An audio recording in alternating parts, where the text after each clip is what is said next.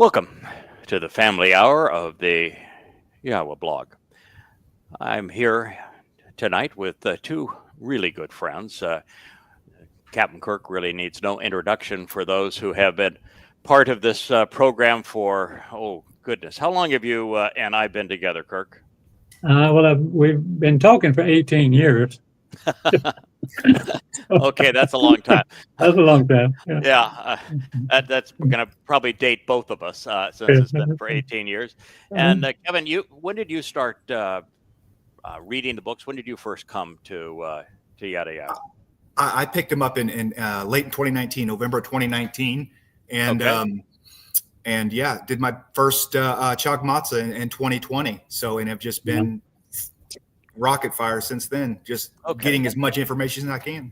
Okay, so we have Kirk and we have Kevin, and Kevin, I know that when we talk about Kirk here, Kirk has read all of the books probably, well, some of the books probably 5 or 6 times, but many of the books, all the books at least once. And Kevin, what would you say is your review thus far? How much time have you spent in these 35 books that are on the shelf, and your reactions to them since you've been part of this now for about 6 years? Yeah, it's I have to say I probably spend I listen to the podcast over and over and over. I'm mowing the lawn, I've got a podcast in, I'm driving to work, I listen to the podcast. I mean, it is like that. I listen to them all the time. The books, I've read them all 3 times at least through their various rewrites. You know, if I'm taking a break from something and laying on the couch, I'm reading a book, you know? And so I have definitely tried to gain as much knowledge and understanding of this material as I possibly can. You know, it's been a wonderful, wonderful journey. And it's complicated. I mean, there is so much to learn. These books average 650, 700 pages a piece, and the reading is dense. There is no dumbing it down for ease of passing through them. These books contain profound insights, and they're written at a level that you can't read them quickly. This is not something you can scan. No. Yeah. For sure. And I love the fact that the Hebrew being transliterated into it, it helps me create new associations in my mind with a new word, so I can throw the religion away, you know, because when someone says righteous, I have all this cultural stuff in me that's what righteous means from growing up. But when someone says Sadak, I know what Sadak means through Yada Yahowah, you know? Yeah. And I think that was a very different part of this process. When I started this long ago, I realized that one of the great challenges was to create an accurate translation. But I don't think it's possible to create an accurate translation without it being amplified, because who are we to judge when there's 7 or 8 sometimes connotations of a word, all that fit the context, all that would be correct coming from Yahowah, and we choose one of them as typical English or any other language translations would do. I didn't feel that it was appropriate to truncate God's message to us. So when you're going to do that, then you need a different technique to create an amplified translation, because if you put 7 different connotations of a word and you string them together, then every sentence becomes a struggle to get through. And somewhere about halfway through, you just give up and say, I don't even know what was the subject again. So that was the first challenge, was let's create a way of presenting an amplified translation while still being readable. And that's why the bold and standard font process came out. And then I thought, no one has ever done a translation where they laid themselves open to validation, where all your cards are upright on the table so that you put the generic form of the word you are translating within the parenthetical, and you don't do it as this word that is already laden with prepositions or the conjugations or the moods or the stems or prepositions, this sort of thing, because the more you combine on that word as it may be written in the text, you make it impossible for someone to look up. So the only thing you can do really is put in the most generic form, because particularly if somebody's reading this online, all they have to do is copy and paste it into any one of 25 or so Hebrew dictionaries or lexicons, and they'll have a whole host of definitions, so they can validate whether or not what I'm saying is consistent with the actual meaning of the word. For sure. So I thought we came up, well, I did, but this is now 23 years ago, with a very unique way of presenting Yahweh's testimony.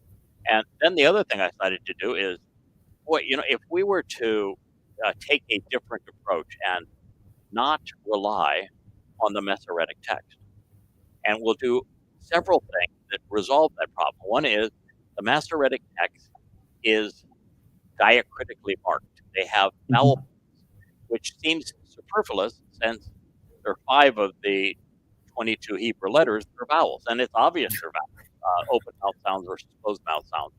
So I decided that if you're going to get to the truth, you really need to look at all of the words whose connotations can be assessed through the letters themselves without the diacritical markings, because who's to say that the rabbis who have been at war with God won't even say his name, pick the right variation.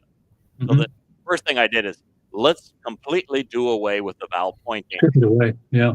Put in the Hebrew letters as they are and examine the words that are written that way. And then the next challenge was, well, the Masoretic text, the oldest version of it, dates to the 11th, 12th century. It's called the Leningrad Codex.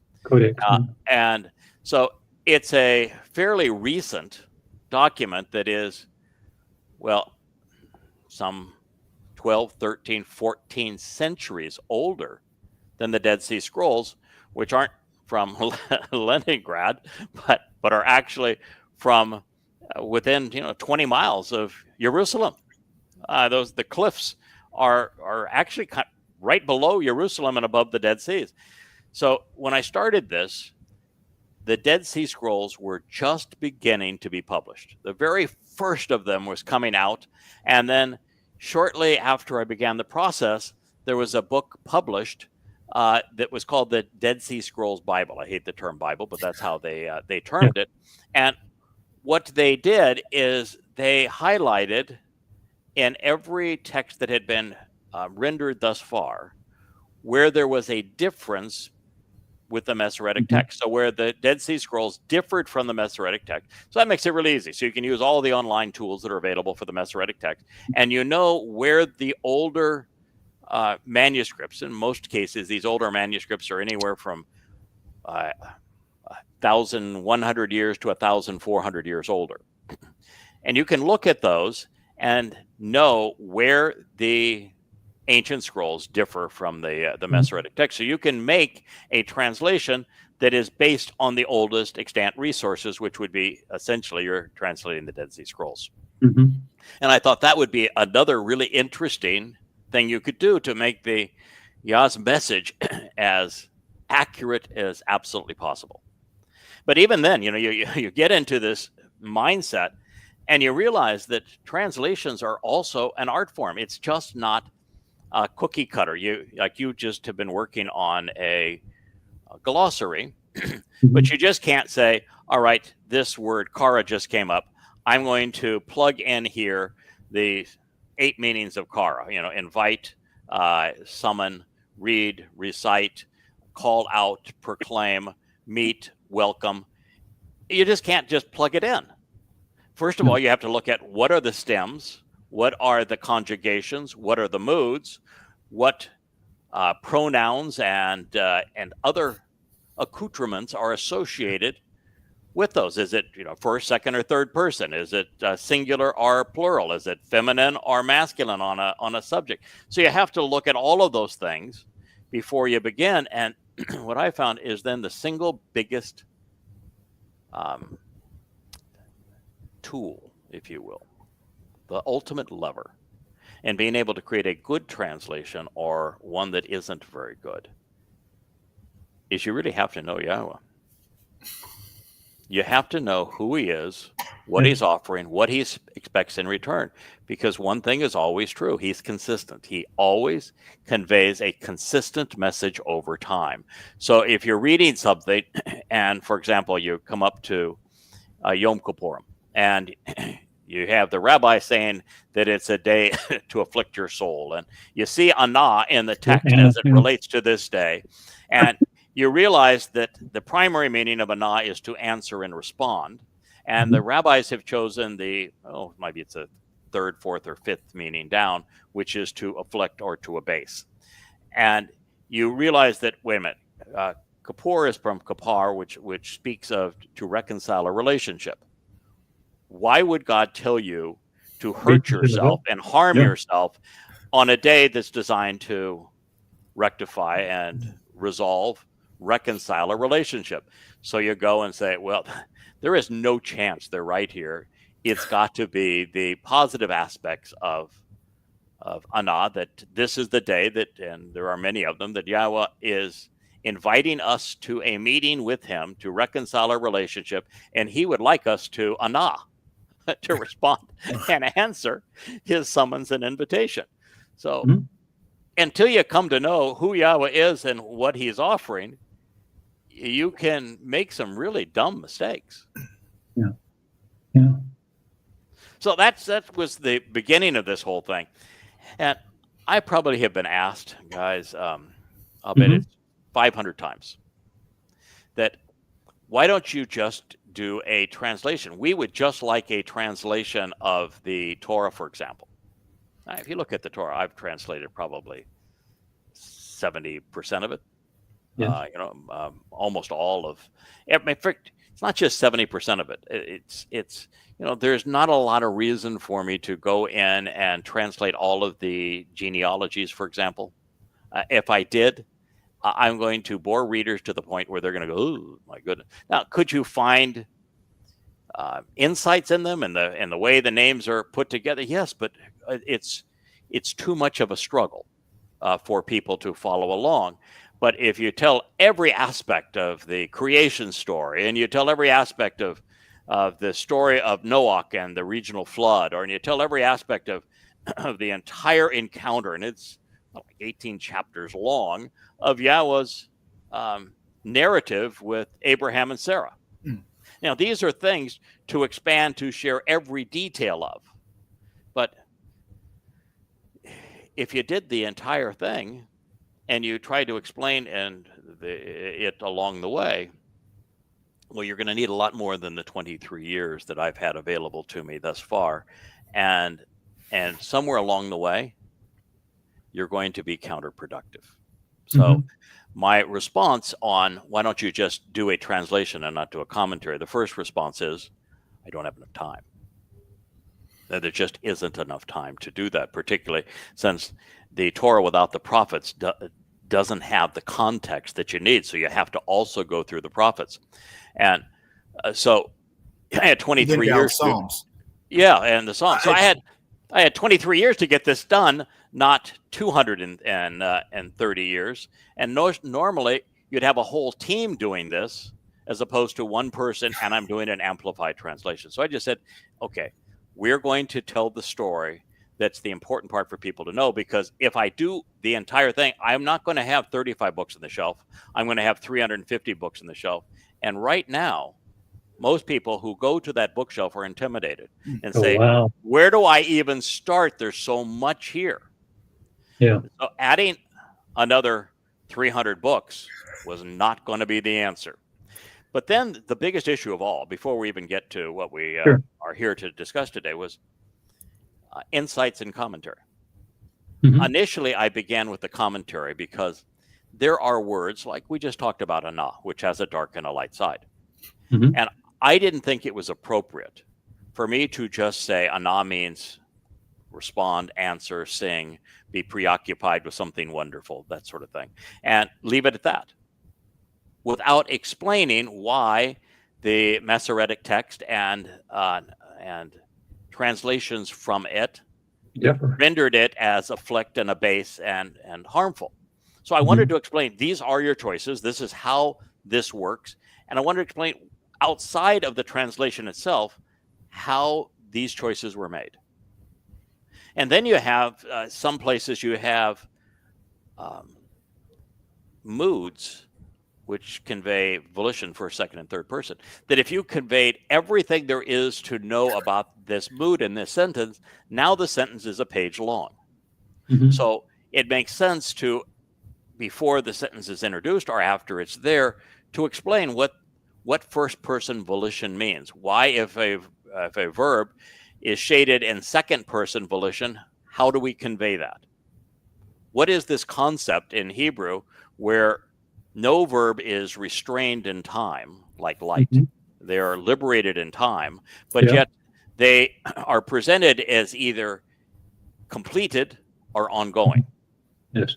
And so completed would mean it could be something that was done in the past, has been done now, or is going to be done in the future, but the period of time pursuant to that action is limited. Where in the imperfect, it's ongoing. One of the places where it makes a lot of sense is on the 10 statements, particularly as we get to the second tablet, which talks about things like false witness. It's written in the imperfect, and by written in the imperfect, we have all done things we wish we hadn't done in the past. Sure. All you have to do is stop doing them, and you're no longer running afoul of that instruction. Yeah. Stop being religious. You're good to go on the second statement. Yeah. Okay. So that's not something that you can explain within the translation itself without making the sentence so long again that you lost track of the subject. Giant page.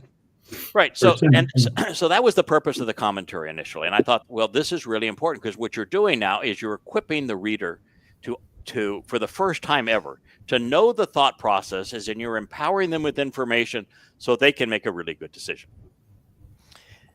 But that just became the beginning of it, because as you translate more and more and more, and you think more and more and more, you build this great reservoir of knowledge. Mm-hmm. And knowledge is a really good thing. Yeah. But, knowledge pales in comparison to understanding. At the end. And I realized that Yahowah was very insistent on differentiating the two. Yada is to know, to appreciate, to acknowledge. But bien is to understand. Mm-hmm. And bien is also the Hebrew word for between and to make connections. So what Yahowah is saying, if you want to go from knowing, Yada, to understanding, the process for doing so is to make connections between things.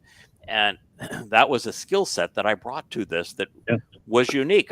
My mind works that way. I'm always looking for the common denominator. I'm looking if the word was used here and was used over here.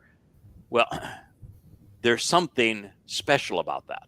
If Dode says that he had decided to perform something extraordinary for Yahowah and convinced Yahowah that it would be appropriate to do so, and that Yahowah agreed, then I'm looking for what could that be that's extraordinary, so that I can share that with you. And those become insights. An example would be, most of the time when Yahowah talks about souls, he talks about those souls ceasing to exist, death. The end of their existence. So since the preponderance of time that God's speaking about souls, he says they simply vanish into nothingness. That is the primary and most popular, if you will, destination for a soul. But then Yahowah says that there are two ways that a soul can endure forever. Now, enduring forever is the opposite of no longer existing. Yes. So if there's two ways for it to endure forever, in Shamayim, in his company, or in Sheol, estranged from him, then there are three distinct destinations for human souls. Now, that is an insight. That is an insight that I happen to be the first person in the history of this planet to say, this is what these mean. And it's an irrefutable but profound insight, because it resolves the number one problem that atheists has with God, where God would say, love me, or I'm going to torture you forever. Yeah. That's sadistic. Yeah. Another example would be, Yahweh's name is comprised of 4 letters, two of which are repeated. So there's 3 letters you have to look at the meaning of. Those 3 letters are used throughout the Torah, prophets, and Psalms. Every place other than Yahweh's name, they're vocalized.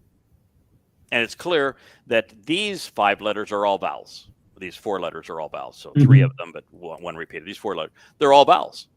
Yes. So he explains that his name is based upon Haya, which is a verb. He tells Moshe explicitly that his name is based on Haya, which means I exist. Right. And so you can look up Haya and you say, all right, Haya has the Yod, the Hey, and Hey, a Yod, and a Hey. Yeah. And it's pronounced Haya. No one disagrees that it's pronounced Haya. So on that basis, all you need to know is the pronunciation of the Wah in Hebrew, and you'll know Yahweh's name. So what was the name of the series of books that Yahweh introduced his name to us? Torah. Yeah. Torah. Yeah, Torah. Torah. And the Torah has an O sound in it, doesn't it? Yes, it does. Where does the O sound come from? The Wah. Oh, yeah. Wah. Okay, we're on to something now.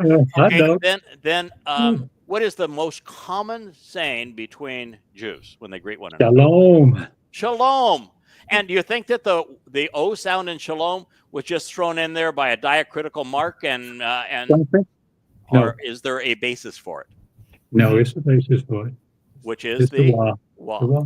And so I did something that no one had done previously, which is rather than just presenting the sounds, I revealed where those sounds came from. So if Yahweh's name is obviously Yahweh, why not write it Yahweh with the W? Yes, showing the O sound. Torah with the W showing the O sound.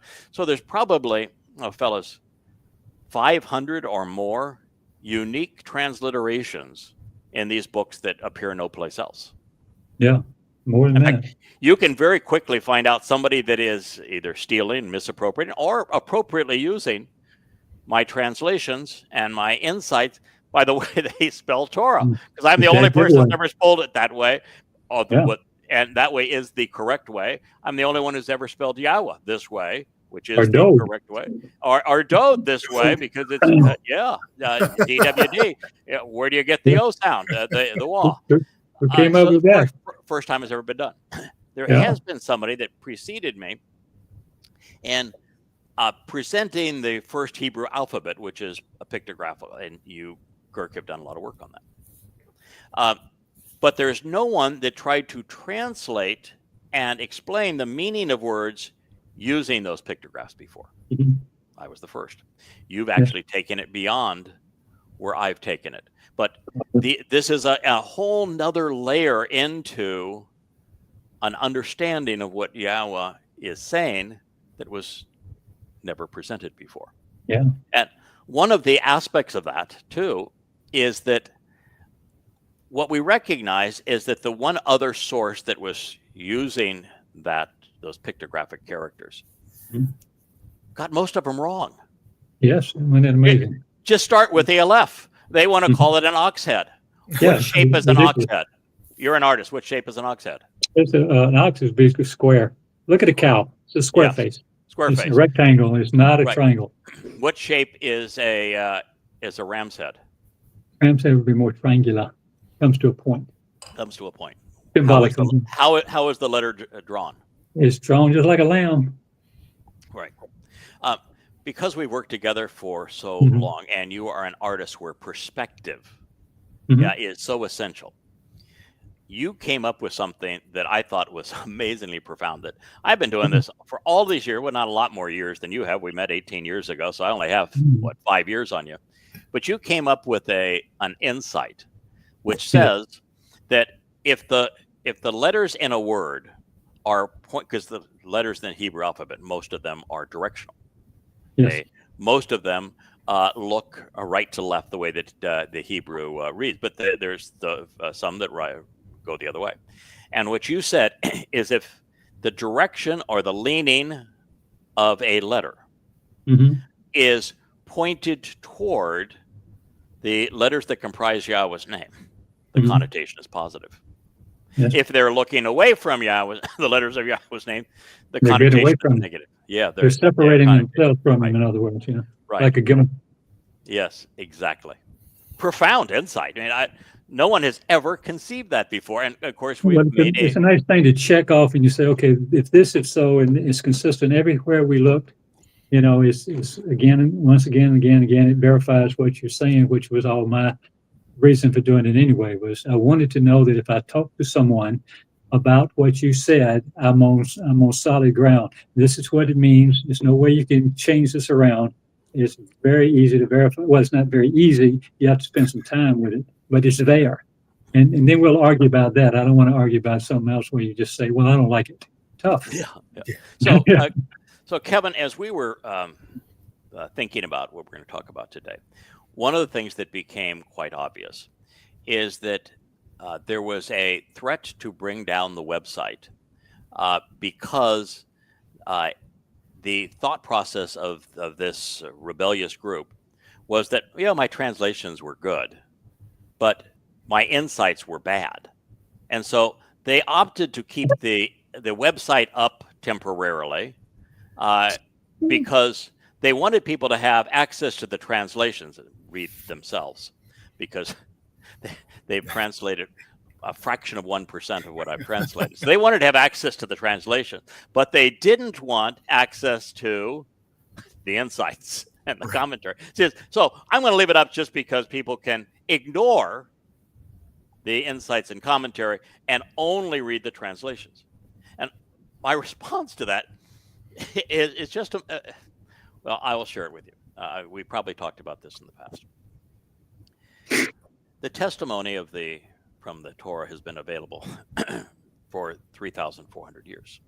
The testimony from Dode Psalms, for example, for 3,000 years. The testimony from most of the prophets, anywhere from 2,500 years to 30 or 2,700 years ago. So all of this material, that's a lot of centuries, right? Mm-hmm. A lot of hundreds in there. And all of that time, this text has been available. And there are thousands of translations of it, correct? Yes. Yeah. Did anybody previously with those translations understand any of the many thousands of profoundly important insights that I have deduced from the text? Zero. Yeah, Zero. none. Can't find it anywhere. It's the difference between knowledge and understanding. I'm always just impressed with folks that can rip off a passage. They just know it, and they can just word for word and know exactly where it's at and cite it, from heart. And it's like that's their business. That's what they do is they read and study the Torah all day long, and it's impressive. But you can know all the words of the Torah and not understand it, and the understanding comes in their actions. How are they treating it? Yeah. So it was one thing to translate the narrative between Yahweh and Abraham. It's another thing to say what this means when you take all of this in context and you analyze everything that was said. Is that there's 5 conditions and 5 benefits of the covenant. If you want to participate in the covenant, here are the 5 conditions. And if you do so, you're going to have these 5 benefits. And then you want to go to the next step in terms of understanding. You present the Moed Mikra as they appear in Leviticus. And you say, these Mikra deliver these benefits, which just so happen to be the 5 benefits of the covenant. I see a connection. Now, if you want to have these benefits, this is how you achieve it. And this therefore explains the line where the condition, walk to me and become perfected, trust and rely upon me. All of a sudden now, whoa, I get it. It's huge. And so it's the understanding that is the part that our target audience, and we have a target audience because Yahweh has a target audience. He's always had a target audience. His target audience has never changed. And I just thought it would be better for all of us if our target audience was his target audience. It just seemed to make sense. Well, and his target audience from beginning to end is Jewish. Well, to some degree, for those who would challenge the fact that I'm not Jewish. I am the Nakri, I'm the observant foreigner. You hang out? That when we start the story, none of the characters are Jewish. Yeah. All the initial characters are not Jewish. Adam and Towrah were not Jewish. Noah and his family, they were not Jewish. Mhm. Even Abraham and Sarah, they're not Jewish. Yishak, the first child of the covenant, he isn't Jewish. In fact, you even go to Jacob, he's not Jewish. It's Jacob's children. One of his children is actually Jewish. The other, because it's Yehud, from which we get Jew. But the children of Israel are the product of Jacob, Leah, and Rachel. And so you go way into the story before you have the first Yehud and Yisraelite. And so the end of the story is brought to you the same way Jacob brings the beginning of the story. Yeah, so don't get all hung up on it, because he made hundreds and hundreds of prophecies that it would be this way. Yeah. So I think, Kevin, you're right. The difference between simply, and not simply, these translations are real work. To do an amplified translation and to do it in that format where you have the generic form of the word, you've got all of the prepositions of the pronouns correct, and you have the stems correct, which, there's 20 some odd Hebrew stems, and they all establish a different relationship between the action of the subject and the object of the verb. And so to deal with all of that and to be accurate, and two, as you grow, you learn and you see added aspects of each word, and you learn new nuances of Yahweh's means of communicating to us, and you understand the bigger picture, that each time you go through it, you're able to deduce additional insights. Now, that brings us to the next part that I want to go through before we get to our topic. Okay. I began this 23 years ago. 23 years ago, I didn't know much. I didn't know Yahweh's name. That put me in good company. No one knew his name at that time. I didn't know anything about translating Hebrew. I didn't know a stem from a conjugation from a mood. No clue. I didn't have an understanding that the Hebrew language was written such that all verbs were liberated in time, or even what that meant. Yeah. And so when Yahweh asked me to begin this process, he wisely said that we're going to work together at this. That's actually was one of the three requests that I made, is that if we do this, we're going to work together. I have to come up to speed, and the only way I'm going to be able to develop understanding here and be an effective voice for you is we're going to have to work together to develop understanding. And when we read, and we will read here in a moment, one of the benefits of being the choder is that you have the spirit of Chokmah.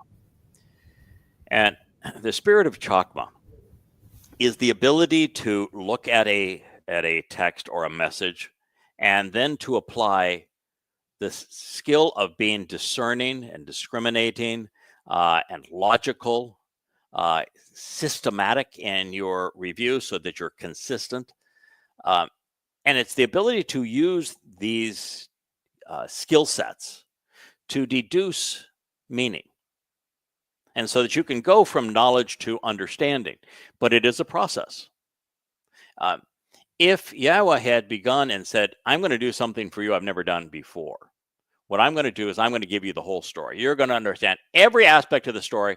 You're going to have it absolutely right from the beginning. And we're just going to do, it's like taking a USB memory stick and boing, there you go. You got it. Ready to go? All right. Spew it out. And what you would say if that were to happen is, who are you kidding? If you want to do this data dump and you want me to go, blah, well, just do it yourself.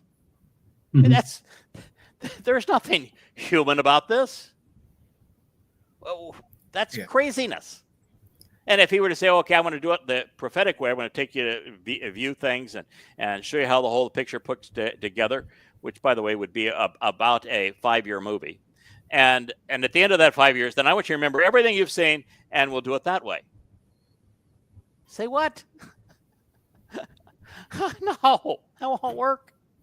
Or what if God said, all right, I'm going to tell you how we're going to work together in this whole thing. And by the way, there's some twists and turns in this whole plot. Like you're going to find out that my beloved son, I allowed him to be, beaten by the Romans as the Passover lamb. And then I sent his soul to Sheol. But don't get hung up on that.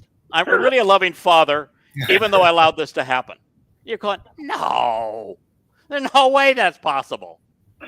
Or when, 23 years into the process, 22 years in the process, he says, oh, by the way, he's not the only one that gets sacrificed and bludgeoned. You do too. Don't worry about it. It'll be fun. No, you really have to grow in the relationship and develop a level of confidence and trust working together. Yahweh has to come to a point where he can trust the person he's working through, and the person he's working through has to develop a level of trust with Yahweh and see how the whole picture puts together. Because by the time I finally was introduced, for example, that Dode is the Passover lamb and he is the one that fulfilled Pesach, when I first realized that is what's being said here, I went like 4 or 5 years without announcing it. I mentioned, I think, one time in passing, do you think it's possible? And I said, nah, it can't be possible. God would never allow that. And what it took was another 4 or 5 years of study. Because what I shared when I finally said, this is it, folks. There was no Yosha. There was no Jesus. Mm-hmm. Dode is the Messiah, the Son of God, and he fulfilled Pesach, Matzah, and Bakorim. And what I shared at the time was, well, that is the most profound discovery in human history because of its implications on us and our relationship with Yahweh, our life, our ability to leave this blue, pearl out there in space alive. What I said is that, well, that is the greatest discovery in human history. It's not the hard part. That's the easy part. Because it really is obvious. I don't know how everybody had missed it, but it's absolutely obvious this is the case. The hard part is understanding why he volunteered, because it's written that he volunteered for this mission. How did he even go about figuring out that this would be a good idea? And so I had to go through the entirety of everything I have learned to figure out what it was that Dode had at the time that would cause him to say, God, I've read this, and I think this is the right call. Then you have to figure out, why would he do it? We don't just go out and say, I want to be beaten to death. The Romans, I understand, have created they're ultimately going to create the most excruciating form of torture in human history. And I'd like to go subject myself to that. And then, just for giggles, I want to go to hell just to see what it's like. Be a nice camping trip. No, people don't volunteer for that kind of stuff. Even if you find out, hey, this would be a really good idea. So the next part was, why would he choose this? And you have to go through all of it to make certain that you understand his rationale. Because until you do, you're just kidding yourself to make that kind of an announcement. And then there's a third element to it. Fourth all total. First, you got to figure out it really is that he did this. Then you have to figure out why he did this. And then you have to figure out how he came to the point that he realized he should do this. And then you have to figure out, why in the world did Yahweh allow it? There's a lot to this. And understanding all of this would be impossible if this was shared in the first 5 years, 10 years, or even 15 years of our relationship together. Yeah, you couldn't comprehend it. Couldn't process it. And the other part about the data dump is, in my mind, there's so much information. That's not free will. No, you're a robot. You're right. None of the prophets worked that way. Any of the writings that we have, even Dowd.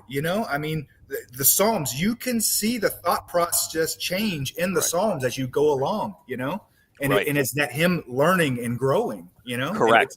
And it's Correct. and it's the same with reading your books. For me, they were a journey with you through Correct. the insights, you know. Yeah. Correct.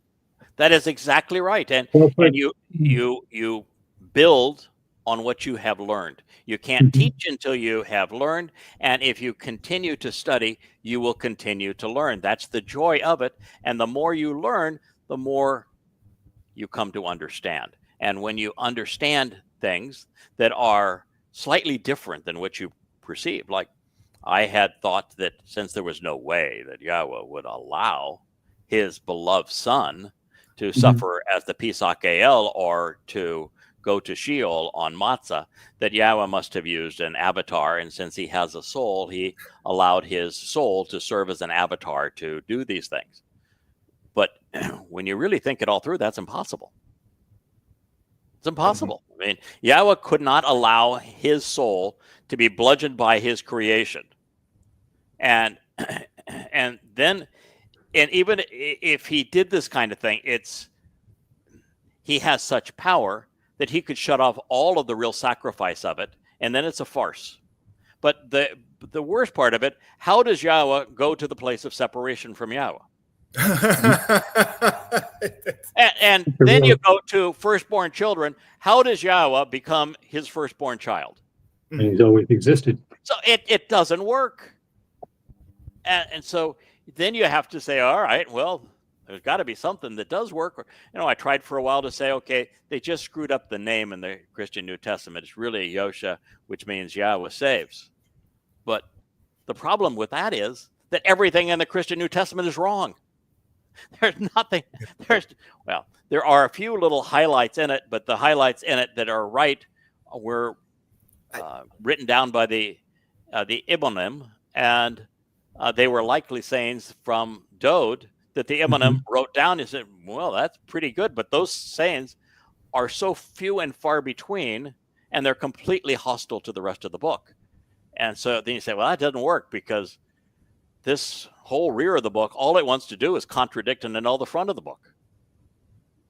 You can't claim I'm speaking for the God I'm contradicting with every other word that comes out of my mouth.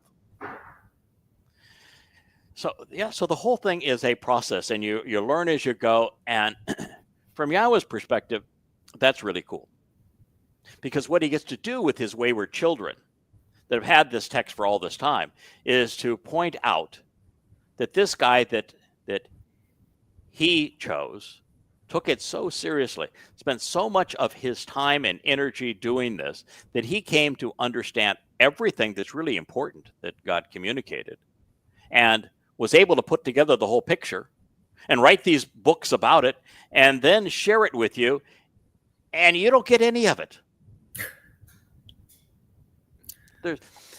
There's another aspect to it, which is, if I'm learning from the Torah, the prophets, and the Mizmor, and I'm using the text that Yahweh inspired, that he has proven that he inspired is valid because it's filled with all manner of prophecy, because here it was written anywhere from 2,000 to 3,500 years ago.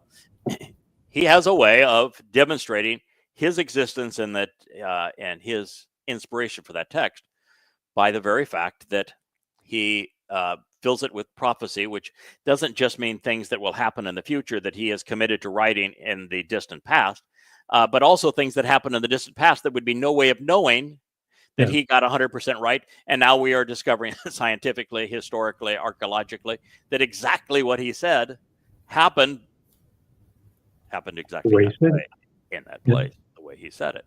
And so there's all sorts of proof, that overwhelming proof, that Yahweh exists and that he inspired those texts. And so when I make a reasoned assessment and a conclusion based upon that text, you can go back and you can validate that what I'm saying is true. Not possible if I say, well, I got a special revelation from God. It said X, Y, Z. You have no way to validate it, and there's not enough time to even prove it prophetically. So Yah was really smart. He said, well, we're going to do it this way, because all of my prophets, they're already proven, and so your conclusions have a proof statement check mark. You're Yeah. valid. You're irrefutable because you're basing your conclusions on my teaching and my guidance and my prophecies. Oh, it's really smart of him. So that's the reason why the insight exists. Is that they are the summation, really, of this whole process. Yeah. Therefore, I think wonderful. So anyway, we have a breakaway group. It's headed by a woman that I did more for than anyone in her life, by far. I gave her opportunity. I gave her knowledge when she was struggling, whether it was, she would complain that her husband was beating her. And so we rushed in to say, well, let's try to protect you from that. If you're telling us the truth here, we'll provide you with the money that you can take your kids and go to a place that's safe. And we provided the money and she didn't leave. Lots of it. Where along the way, I would try to encourage her and give her credit. And then when somebody she would say was challenging her, there's a person, for example, that she just complained bitterly about for weeks and weeks and months and ongoing, of how this person was so horrible to her. And she then set this person up where she said, these are the facts in this particular case. I'm going to have her call your wife. You can listen in, and she's going to renounce all of those as facts. Well, she set the person up. The things she said about her and what the facts were not true. So when the person called and had this whole story, and her whole story was completely different than what this manipulative person had set up, now you're just listening to one lie after another, but it's not a lie because the liar was the person who set her up. And on it goes. And then she betrayed my wife bitterly. And the betrayal of my wife was over. She got jealous. When I discovered the Adama Parah thing from reading and translating Yeshaya 17 more recently. And Leah's response was like yours, Kirk. Oh, no, that sounds horrible. I really feel sorry for you, buddy. I mean, what can we do to help? And Leah said, yes, my husband, I don't want him to be beat. My friend. This is not good. Well, by claiming to be the husband, that was a status that this person didn't have. And then they were translating things about the role that my wife plays, and there's prophecy about it that is in a Mizmor, and we translated it and we came to understand, that really does speak of this role. And then there was even more jealousy. And then there was this desperate need to have a role that she could claim for herself, that she was also written in the Torah. So the first thing she glommed onto was gazelle. Oh my God. She was going to be the gazelle songbird. And I said, no, don't go there. I mean, what letter does gazelle start with, Kirk? It's the Gimel. Yeah. Are there many good words that start with Gimel? Almost none. No, yeah. And is gazelle an exception? Yes. No. Going the wrong way. No. So I said, you don't want to be the gazelle. Maybe she is the gazelle. Maybe it is a good fit because the gazelle is awful. I mean, it's just awful. Okay, that didn't work, and she was just bitterly disappointed that I said, no, you can't be that. So then she came up with the idea that, well, her special role is she's going to save me now that we know that Yeshaya has announced, and the Torah confirms that my role is to serve as the Adama Parah. Mm-hmm. And so she foisted that on Leah. And I said, no, that's like saving the Passover lamb. Oh, no, leave it alone. That's not the point. No, and for certain, you don't do that. So she then then that's when Leah wouldn't buy it. And she said, listen, don't go there. learn to play a support role. In this, Yahweh has hundreds of prophecies of what Yada is responsible for doing. Hundreds and hundreds of them. He's devoted his life to this. And look at the marvelous result of that. Support him. Don't try to outdo him. And Leah begged her. But oh man, that wouldn't work, because there was this giant hole in this person they had to fill. So after this breakup, I had to stop communicating. So I just gray rocked, is with the psychological term. The reason I gray rocked is I may not be the sharpest tool in the shed, but I learned a long time ago that if somebody is going to be hostile to and attack your wife, that it's probably not a good idea to be chit-chatty and supportive of them. So I just decided I'm just not going to talk. So she's sitting in Mills and I wouldn't even answer them. And Kirk, you'll recall the last show we did together, she would say something and I wouldn't even respond. I just go right to the next point. You've lost me. I'm not going there. I love my wife. If you're going to attack my wife and try to undermine my wife, which now became obvious that this was a systematic plan, I said, no, I'm just not going there. And I'm tired of you trying to claim that you've got this special role. No. Well, we had a show where I was talking about how others in our group could engage in social media. And I said, any idiot can do it. And proof of that is all of the pimple-faced 20-year-olds who are in mom's basement doing a video blog. So I said, you listen to a few of these things, the average IQ of people doing these, this is my fun. The fun thing, we open the box and this is what's in the box. This is great. Or, I got this new lipstick. Isn't it cute?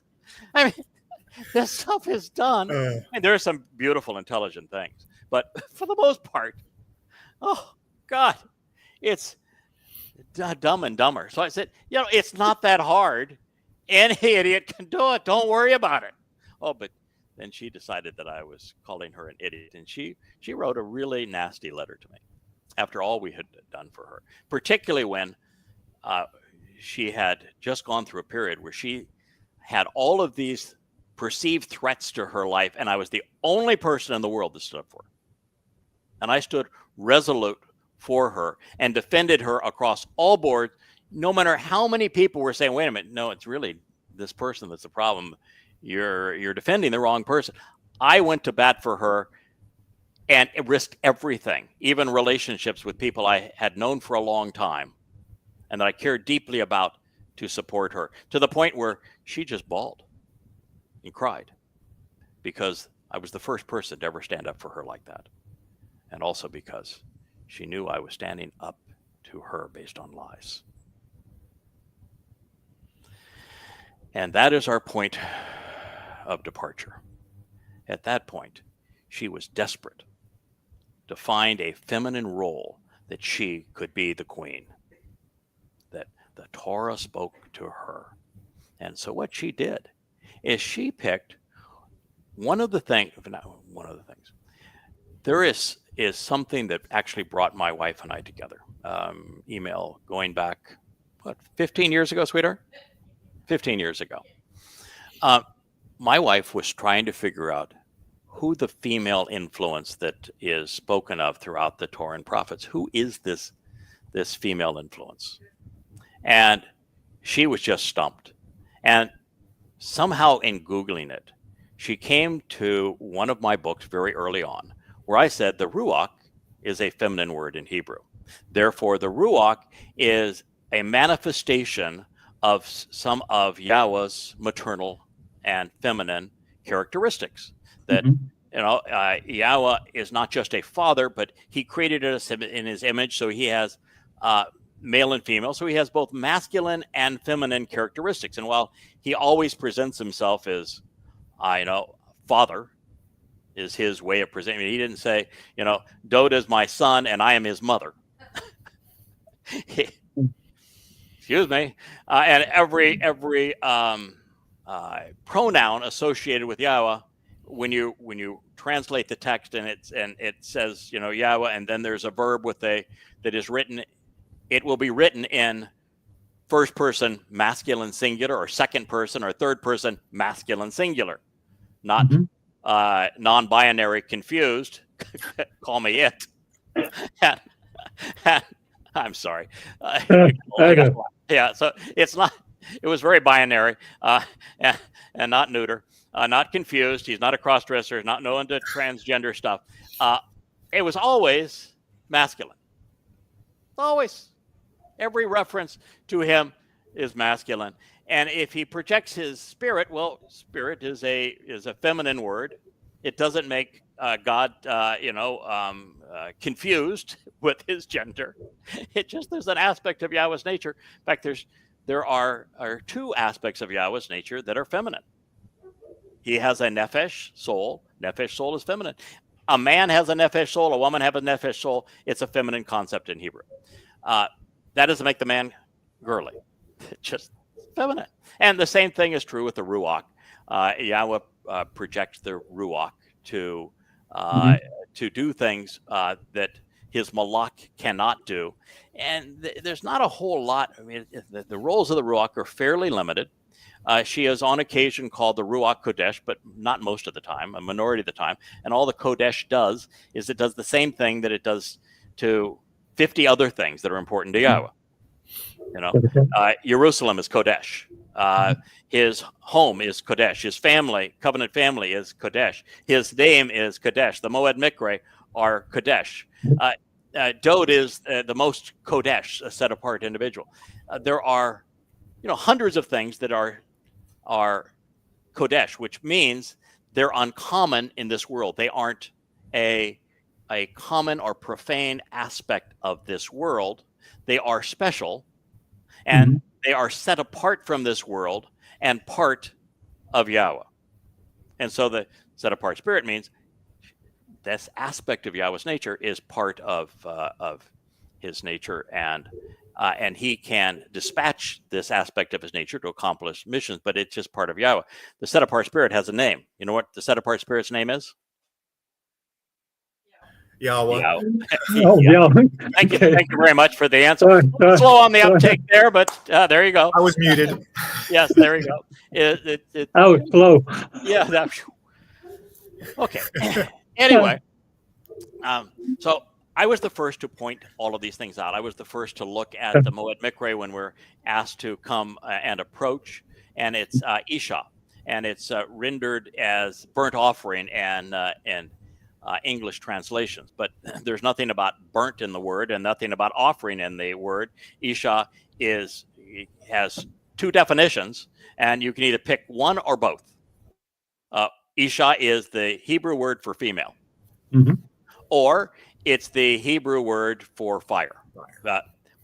Feminine fire. There's two types. There's two words, Isha and Ish. Ish is masculine fire. When Yahweh, revealed himself as fire to Moshe, it's Ish, masculine fire.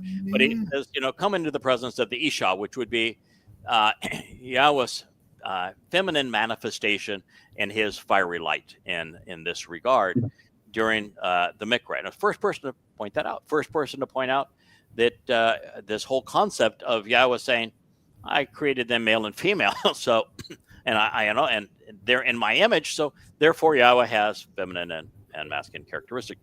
And there are places where I will go as far as to say is, in my commentary, mind you, never in the translation, in the commentary that they want to wipe out, that the inference here is that this is a maternal aspect of Yahweh's nature. God is not man. He is not woman. He is a vastly more massive persona, but he's only one persona, only got one. But this massiveness of this glorious persona of Yahweh can manifest his nature in a feminine way. And so I've got all of this. Well, there's no one in human history that has made such a big deal of this. So they enter the scene. desperate for a female role for the queen, and she picks mom. Mama God. Oh my God. And mom is it. And they write me and they say, we are on a profound mission, and our profound mission is to recognize that you didn't properly give credit to mom. And so we're going to give credit to mom. We've got this new group that is on this truth that we're going to proclaim, and it's all about acknowledging the importance of mom that you missed. Excuse me? I mean, I've written about this 1,000 times when no one else had written about it once, and I missed it. Oh, come on. Come up with a better excuse than that. Oh, so they did. They said, proof that we're right is the 8th mashal. Oh. Yes, that's what they said. Here's our proof statement. It's the 8th mashal. Well, is there a mention of mom in the 8th mashal? I don't think so. No. Oh, there's no mom in the 8th mashal. Is there even a mention of the ruach? No, the word is not in there. No, the word's not in there. There is no mention. So what they did is, because the queen bee was looking for a feminine role for herself, is they projected the mom into the 8th mashal, because the pronouns related to much of the dialogue are she. But what is she? She's wisdom. Chakma. Yeah, it's a feminine noun. And so, yes, wisdom. And wisdom is far more complicated as a concept than just this human concept of wisdom. Because, we say wise man, or he was a sage, or that sort of. Nah, that's not what this is about at all. Wisdom and chakma, actually, is exactly what I've been doing these past 23 years. It's a skill set.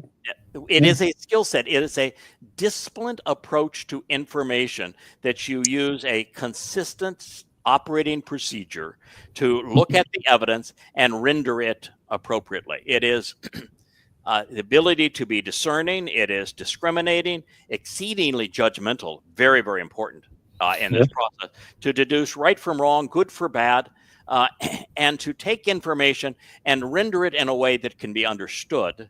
And if you can take and do something very few people can do, if you can accumulate enormous amounts of information and then render that information such that people understand it, you are chakma. Two more things. Now, I probably, largely because of Yahowah's input, but I started off this way. Yahowah didn't pick me because I was a total dunderhead and I had nothing to offer. Yahowah, when he picked Dode because there were attributes that he knew were going to resonate and be exceedingly effective. The same thing was true with Moshe. Well, chakma is something I can say, yep, he's pretty good there. His processor works really fast. I mean, can you imagine somebody saying, you know what I'm going to do? I'm going to subject myself to the scrutiny that comes along with sitting in front of these lights and this camera. And I'm going to do this 2 hours a day on live streams. And I'm just going to come into your home and share with you what I know. Yeah. You better have some chakma if you're going to do that, because otherwise you're going to make an absolute fool of yourself. And if you're going to go from, the Torah says that I created the heavens and the earth, and there was a void, and then he said lipping light, and there was chaos, but they got it all straightened out.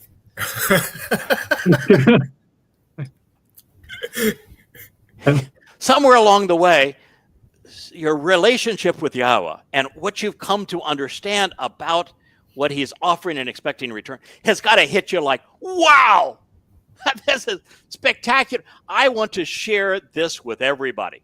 And so if somebody is speaking against it or trying to dissuade people from listening to that message, you aren't going to take it lying down. You're going to look them in the eye and say, no, you're wrong. I'm sorry. There's no spiritual mommy here. And if they're right, and you want to share that insight in an enthusiastic way, I am here with my gestures and booming voice, and that's the way God likes to operate, particularly now. And so the 8th mashal is all about Chokmah. And the person who wrote it would have been Dode. And there are lots of aspects of Dode where he's profoundly better than I am. There's aspects of Moshe he's profoundly better than I am. But we are the three Zeroah, and so we have traits in common, and we have skill sets that are a little different from one another, and attributes and attitudes and perspectives and things that make us right for our time and for this occasion. And when it comes to being able to Chokmah, I'm okay in that. That's something. It's always been a trait, and then Yahweh gave me the spirit of Chokmah, which certainly helped, and then added the spirit of Bien, which is making the connections to understand, as well as the spirit of Dayat, which is a form of Yada, of knowledge, but it's more empirical knowledge rather than relational knowledge. And you get all of this, and we're going to go to all of those before too long. You get all of that, and you say, all right, what Dode was doing, and I dearly love Dode. My job is to be his herald. He's the boss. I'm his lieutenant, and happy to have that role. I wouldn't want his role for love nor money, but I'm happy in this particular arrangement to have this role. And so I've gotten to know Dode to the point that, Kirk, you've been around where I was laughed at for having a bromance with Dode, because I was Dode this, Dode that. I mean, I was mocked for having a bromance with Dode. And it's true. I love the guy. Not for me. I admire him. I realize without Dode, we're not even in the covenant. That's right. I've got no role without Dode. We can't relate to God without Dode. Without Dode, we got nothing. Even with Moshe, without Dode, we got nothing. And so, I really love the guy, and I realize Yahweh loves Dode more than anybody else and chose him. And said all these wonderful things about him, had this father-son relationship with him. Call me stupid, but I figure if Yahweh says, this is my guy, this is the guy that I love more than anybody else, this is the guy that I've chosen to work with, he is my chosen one. I anointed him Masiach. I am his father. I'm sure say I am his mother. He is my daughter. The other meaning of Chokmah is wit. Yeah. So okay. Well, thank you. Well, thank you. I represent that statement sometimes. So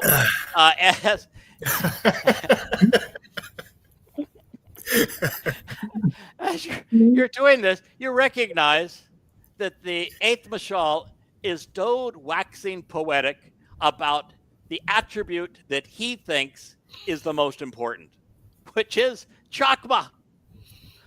Being discerning. How did Dode figure out that it was the right thing to do for him to serve as the Pesach El? Because all he had was the Torah, the book of Yosha, and he didn't have much more. How did he figure it out? Well, I did figure it out. I know exactly how he figured it out. And then I know how he made that final decision when he had that conversation with Nathan about houses and who lives in them and that whole thing. Between the two, he got it. I got it. I read the account of what happened on Moriah with Abraham and Ishak, and I got it. No question, he got it too. And then I figured it out when my favorite prophecy is 2 Samuel 7. I got it there. If I got it, he got it too. So I figured out how he figured it out. But I want to tell you, there's so much rubbish piled on top of everything you've got to clear away.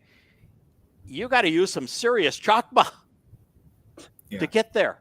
And so I admire Dode because of his Chokmah. I admire Dode for writing a systematic analysis of how to observe the Torah by taking the 22 letters in the Hebrew alphabet and writing 8 stanzas about each of the 22 letters in alphabetical order. Okay, that's pretty darn clever. Yeah. And so that took some Chokmah. So anyway, what Dode is doing in the 8th Mizmor is he is celebrating what he perceives as not only his greatest attribute, but the way you open heaven's door, the way you come to know Yahweh. And this is something I've said from the beginning. People want you to, find God through faith. They want you to find God through prayer. They want you to find, God through a spiritual awakening. The Spirit spoke to me, and the Spirit revealed this in a dream. What Dode is saying, you want to know God? Think your way to it. Yeah. Yep. That is what the eighth Mizmor is all about. The eighth Mizmor defines what I have been doing and sharing for the last 23 years. You want to know God? I want to introduce you. But the only way we're going to know him is for you to think your way to him. And I'm going to give you the ability to do that. No, the eighth Mashal does not validate spiritual mom. It doesn't speak of spiritual mom. Spiritual mom's not listed in it. There's no reference to a spirit, no reference to mom. To make that statement, you're not Chakma. Mm-hmm. No. You're just not discerning. But they've created this whole new special cult that is that's a cult. All mom all the time, and they've convinced people that, well, they're uncovering new stuff about mom, and if they were just another group of nincompoops out there with another twist, that'd be one thing. But they're using my transliterations of Yahweh's name. They're using my transliterations of Torah. They're using the insights that I have provided to them. They're using my presentation of Ruach as the feminine manifestation of Yahweh's nature. And then they went off and beguiled people who were part of this covenant family into believing this rubbish about spirit mom, and that they were the new spirit mom people, and therefore you have to, for them to speak for God, spirit mom, they had to discredit me. And they went out with their flying monkeys, and they did everything they could to disparage and discredit what I was doing on behalf of God's people. And because God's all in on this mission, and it is so essential to Yisrael and Yehudim, and for his son, which I reintroduced to the world, God does not take kindly when you do that sort of thing. And that is what they have done. And that is why we are exposing them. Because, well, I can't fix them. The leaders of what I call the hive, because they took my wife's concept of honey, because Yahweh speaks of a land of milk and honey. So my wife, everything from this person is a copy of really what my wife had previously came up with. And so she had this thing of honey. And so they created their website based upon honeycomb and bees and honey. So we refer to it as the hive. And they are the participants are the DBs. The person who built the hive online is a full-on participant. And the queen bee, of course, is a full-on manipulator for all of this. And there are people, like we're going to start with Terry Haskell, is that his name? Well, let's just call him Terry H., who is one of the first that they sent out to discredit me. And now there's 10, 12 of them, including the hive builder himself. And so when they started doing that, now you're in a position where you can't ignore them. And they went after literally everybody that was working together with us to convey Yahweh's message. And they managed to manipulate them all. Yeah, it was systematic. It was systematic. And it's not something they just conceived. They've been planning and scheming this probably for a better part of a year. And then back in November, they went whole hog, or full beehive, as the case may be. And they really worked everybody over. And this queen bee, she is exceedingly manipulative. I believed her. I supported her. I gave her my time, my money, my energy, the kind of moral support that she said she was lacking, even fed the giant hole inside of her. I mean, so this betrayal is really vicious. It's personal. So yeah, it's personal. It's really vicious to have somebody you supported beyond what anyone in her entire life has ever done for her and stood up for her, and then she betrays you and betrays the God that you serve in the process, and then betrays all of those that you had worked with over the years because she needs to get them away so they can be part of her hive. This is really serious stuff. Now, there are players over there that even if they had an Aaron moment and said, okay, this was really stupid, I'm sorry, we shouldn't have done this, I would never want to speak to them again. Would never trust them again. Don't ever want to speak to them again. This is way too sick. But there are others that are fluttering around that hive that have been played. Because everybody that's part of it, they have been manipulated and played. And some of them all the way to the point that they're now players and manipulators. So we're here to share some insights so that you don't become part of this. Okay, so the very premise of it is completely false. There is one God. Yahweh is God alone. He has many ways that he can express himself through his soul, through his spirit, through his malach, through his words. There are many ways that Yahweh can express himself. That does not make Yahweh many. Yahweh Chad. Yes, Chad. The whole myth that there is a second and a third person in the Trinity is Christianity's, and it was based on Babel. Yeah. Okay, there is no independent spirit mom. You cannot worship or elevate an hierarchy spirit mom. You can't even understand spirit mom independent of Yahweh. Sorry, that's just flat out the truth. And they're basing their lie on this so that the queen bee can have a feminine role. And it's repulsive. Now, that alone was not enough for them. They would also have to, recognizing, and they all recognize, they've all been part of it. They know that Yahweh has hundreds of prophecies explaining what my role was going to be. And currently is. Last time I checked, Yahweh doesn't give you 100 prophecies and say, you're going to be my choder, you're going to be my Nachri, you're going to be my Cole Boyce, you're going to be the final Zeroah, and these are the things that we're going to accomplish together, and say, well, you know, this young lady, she's really duplicitous. Whoops. I'm going to switch teams. I'm going to go over to that. Listen, I love women. I have defended women all my life. I have supported women. All my businesses had more female executives than male executives. My closest friends are typically women. I love women, and I love inspiring and supporting women. But women and men are different. And Yahweh made it really clear when he described what was going to occur after Adam and Chava were booted from the garden. And he said these are the parameters, that men were going to be more rational and that women were going to be more emotional. Mm-hmm.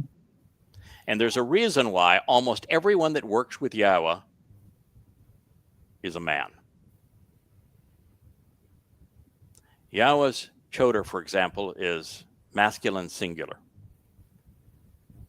Everyone that works with Yahweh in a lead role is masculine. What did he say of Chawa? Her role was to support. That doesn't mean this whole notion of men going to lord over women. Nonsense. That is not what it says. It says that men need to lead by communicating visually, effectively, comprehensively, telling the story so that you lead through words and knowledge and information is how you lead. But God didn't choose to relate to us through Spirit Mom. He only has very, very few people that are feminine that play a significant role in the story that have a speaking role. A good example is Sarah. She does. She's actually better than her husband. Mm-hmm. There's Deborah, which, by the way, is based on the Hebrew word for bee. But when Deborah decides that she needs to goat the Israel into defending itself, and because it's being harassed by a bully. She immediately turned to a man and recognized the man has to lead the war against this bully. So even she, who is one of the real strong people, first thing she did is turn to a man. We have different roles, and when we fit into those roles, we're equal in those roles, but we're different. And synergy. Different. Yeah, it's synergy. My wife and I have this marvelous relationship because of synergy. We have different roles, and yet we're equals in our relationship.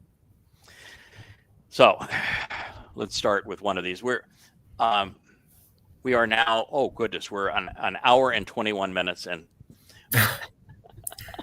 we haven't read even the first line, have we? No, but it's been fun. But it has been, and the beauty of what has happened thus far, yes, is that when I posted this show, I told our audience that I'm producing I'm producing an hour or two of insights on how you can form a relationship with Yahweh, what He's offering and expecting in return every day. And so if you're new to this and trying to learn something about Yahweh, please take advantage of this now increasing library of programs that are being passionately brought to you through this video blog on who Yahweh is and the insights that we can deduce from it. We're very close to finishing a really powerful series on Dode Song, and I thought the In the Beginning and In the Garden series are super insightful. So it was important for us to be able to say that stuff is for you. Don't listen to this program, which is Family Hour, unless you've read the 35 books, unless you've been with us for a while and you know what's at stake, because we're going to talk about fractured family issues. Yes. Now, one of the things that's really funny is that I think it's funny now looking at it because it's just so hilarious the way it was written. The builder of the hive wanted to besmirch me by saying that Yahweh had that I had this meeting with Yahweh and that we had this negotiation of what Yahweh would do, what I wanted, what Yahweh would do, and one of the he forgot the first point, which the first point was I said, listen, I'm at this point I'm going to believe that you are who you say you are, because otherwise I'm insane here. I'm going to believe you who you are, you say you are, because this conversation is just way too rational. And Yahweh then ended up proving it that he was, and he's proved it 1,000 million times over since that time. But I'm going to believe you who you are. But if we're going to do this, can I negotiate? Go away. So I asked for 3 things. And the first thing I asked for is, we're going to do this. You're going to make it possible for me to understand this material. Whatever I need to know, and then put the picture together so I understand it, we are going to work together. I'll give it all the effort, all the gray matter, all the time that I have available. But you got to help me on this. If I sense even for a moment that I'm out here alone and we're not working together, it's been nice, but goodbye. Okay, good. Okay, well, second, you've asked me to start by exposing and condemning Islam. Last time I checked, no one has ever survived that. Yeah. Thanks a lot. What a fun job. Let's start with the easy one, right? Sure. What is the perk package here? No, I don't want to do that. So I figured, okay, telling God no is probably not the smartest decision you ever made in your life.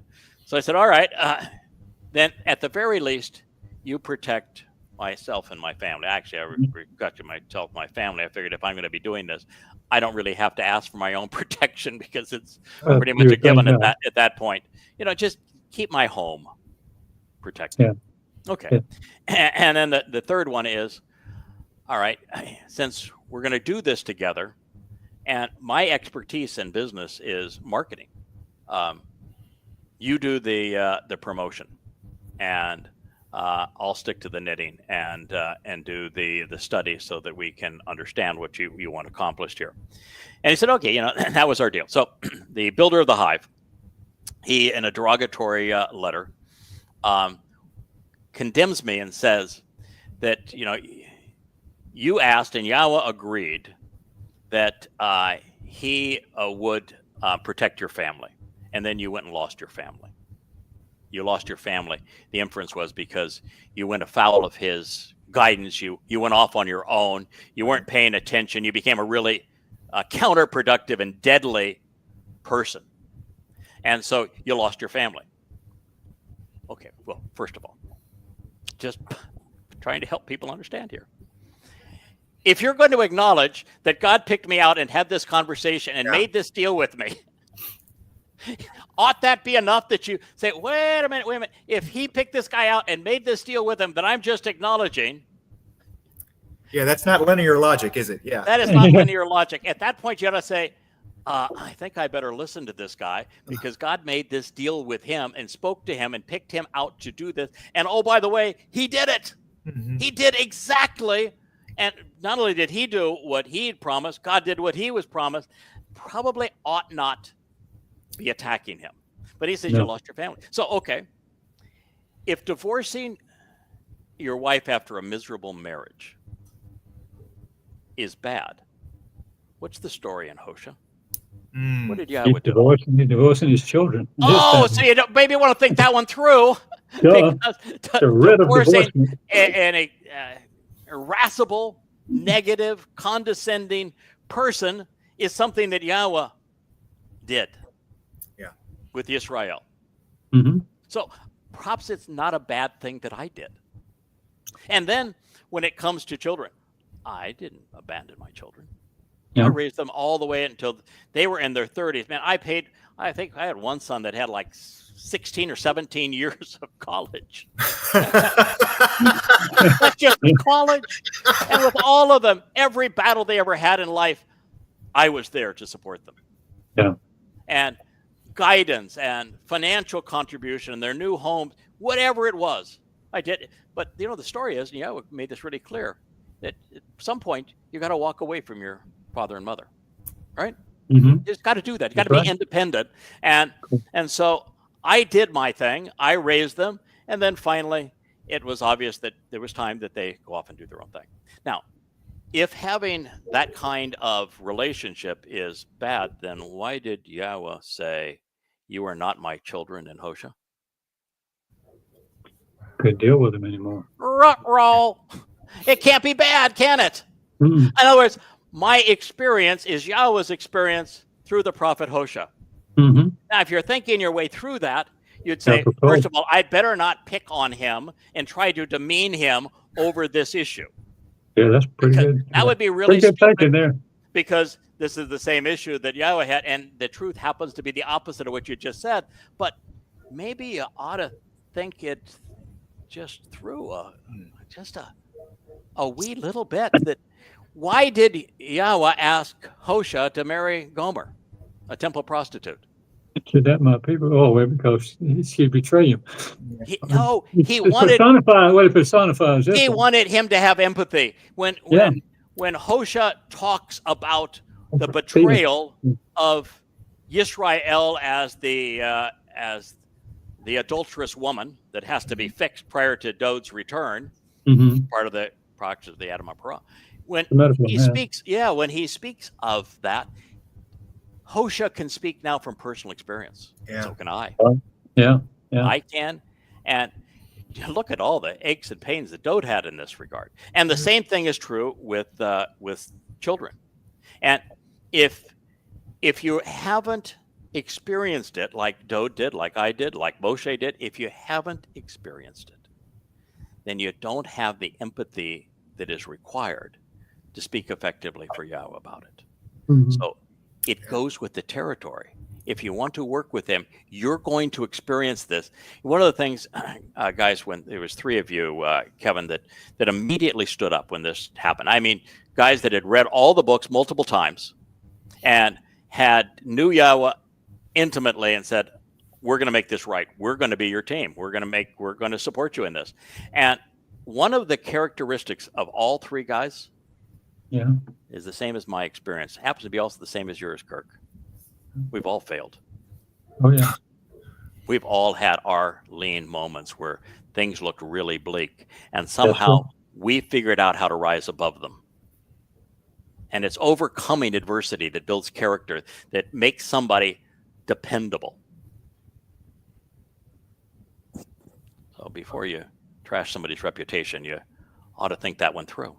And then this person says, so proof that you're not doing the right thing anymore is you agreed with Yahowah, and Yahowah agreed with you that he should handle the marketing. And here now you're out and you've replaced your social media team and you're handling the marketing. What part of your agreement didn't you honor? Okay. Kirk, you've known me for would you say 17 years? No, I said, pushing 18. 18 years. Okay, 18 years. And how did you come to know about me? There was a radio program, and my wife. Radio program. Yeah. How do you think I got on that radio program? I assume you got booked. But, and you know how many radio programs I did? 6,000. 5,000 or 6,000 of them. Before I had my own radio program, which I did another 5 or 6 of those. Prior to having the blog, which I did another, thousands of those. Yes, quite a lot. Do you know what it costs and how hard it is to get a booking agent book you on a program, and what it costs per time, and how difficult it is even to get you on a 3-minute segment? I know, thousands of dollars for a 3-minute segment. And yet there it all was. 5,000 or 6,000 of them. I didn't pay a dime for any of it, and they all materialized. And all of a sudden, I wasn't doing 3-minute segments. Every interview I had was an hour. Sometimes they were 3 hours, and they were over and over and over again. Invite you back. There were 5 or 6 interviews and 5, 6, 7 hours of talking on the radio or being in a television studio every single day. Yeah. So would you say that Yahowah honor? I think, okay. So if you're going to mock me because I didn't play by the rules that Yahowah had assigned, beyond the fact that if Yahowah is agreeing to work with me in this way, you probably ought not challenge me at that point, because there's not a lot of people that God's done that with over time. But he did exactly as he said he was going to do. And guess what? I did exactly what I said it was going to do. I just said, I'll make myself available. And he did the rest. Now, when we finished the Prophet of Doom stuff and the exposure of Islam, and he protected my home, I thousands of death threats, and here I am, never hidden. I started translating the Torah, prophets, and Psalms, and writing commentary on them, and these 35 books now are the result. Did you see me out promoting them, or was I the guy behind the scenes that was writing the books? And the only time that you ever down every day and wrote. Yeah, the only time you ever heard of me is that one of my good friends, Jim Doyle, said it would really be helpful if people could hear from you. Would you do a weekly show on a blogcast?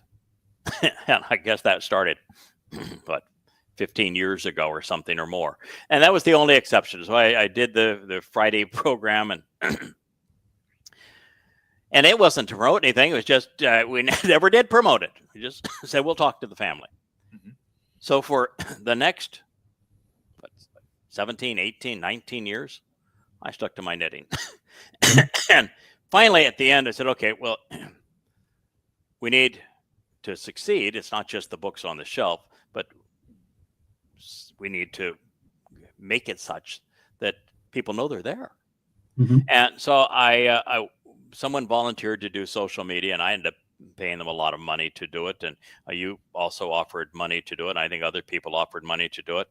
And so at the end of the 3 years of the social media experiment, we had nothing. I mean, nothing. In fact, it was so bad that when Yahowah said, you've written enough books, let's talk to the people. I said, okay, and how would you like to start over? You got nothing that's of any value. Just start over. Okay, we'll do that. I want a new logo. This is what I want in my logo, and this is what you're going to do. You're going to look people in the eye. People want to hear you. They want to see you. They want to know that you really know me, that you know what you're talking about, that this means a lot to you. You are the books now. Share them with my people. Agreed. Okay, I'll do that. I'm in the habit of doing what Yahowah asked. And he said, just start all over again. So we start all over again.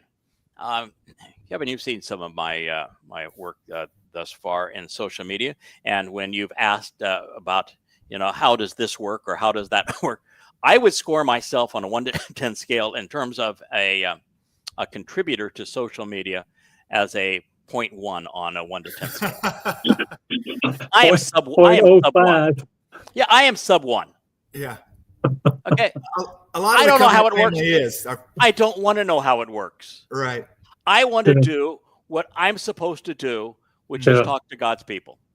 Yeah. And I want God to supply the team that will help communicate that in the best way possible. And boy, did he ever supply a team. Like that. Oh my God. So even right now, God's doing exactly what he said he was going to do, and I'm doing exactly what I said I'm going to do. So if this is the way that you're going to try to demean me and say that I'm no longer listening to God or doing what he wants, think again. I beg your pardon? Be careful what you say. Yeah.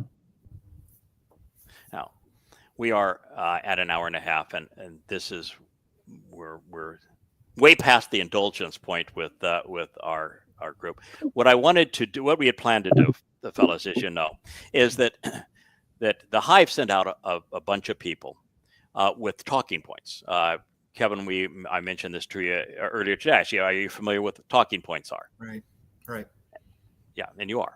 What a talking point is if you have a political agenda or religious agenda, and you want to control the message. What you do is tell people, this is how I want you to paint the competition, and this is how I want you to paint us. And we have these talking points, and we're going to project it this way. So everybody's on the same page. Everybody was on the same page. They were all saying exactly the same thing. It was all demeaning, slanderous, and rubbish on their attacks on me, and all spirit mom on the other side. And every criticism was the same. Over and over again. And they posted it on YouTube. They posted it on X. They posted it on Facebook.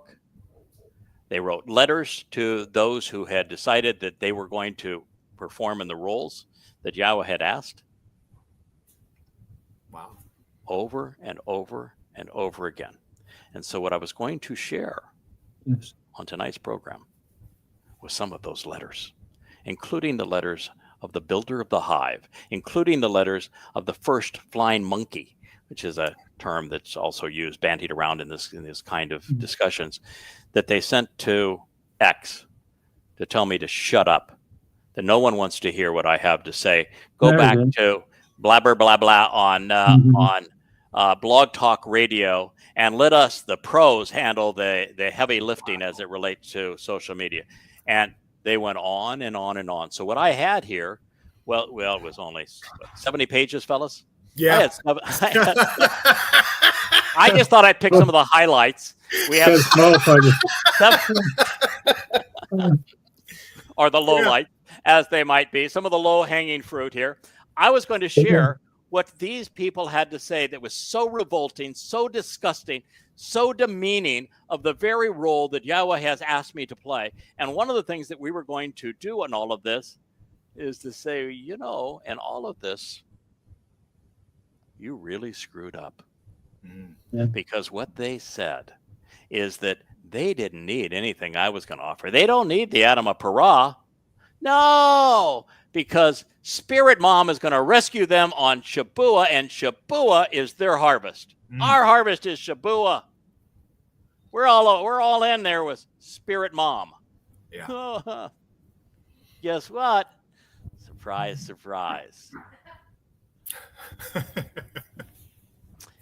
To participate in Shabuah, Well, let's talk about this a little bit. We pick up a cup of tea, a cup of coffee. Stay with us just a little bit longer because this is really important. They're claiming Shabuah. Mm-hmm. They say that is their day, so they don't need the rest of it. Who else claimed Shabuah? Oh, The only Mikra they claimed. They picked one. Which one did they claim? 50, Pentecost. Yeah. There you go. That's yeah, right. Peter and Paul, they picked Pentecost, Shabuah. So good for you. You picked the same one as the Twistians.